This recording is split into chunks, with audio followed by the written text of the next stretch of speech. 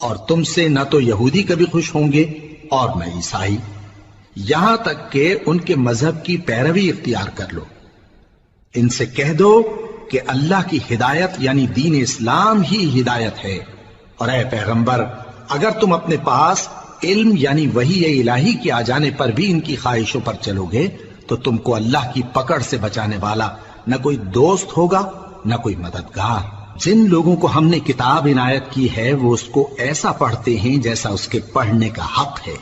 یہی لوگ اس پر ایمان رکھتے ہیں، اور جو اس کو نہیں مانتے وہی خسارہ پانے والے ہیں۔ اے بنی اسرائیل، میرے وہ احسان یاد کرو جو میں نے تم پر کیے، اور یہ کہ میں نے تم کو اہل عالم پر فضیلت بخشی، اور اس دن سے ڈرو جب کوئی شخص کسی شخص کے کچھ کام نہ آئے اور نہ اس سے بدلہ قبول کیا جائے اور نہ اس کو کسی کی سفارش کچھ فائدہ دے،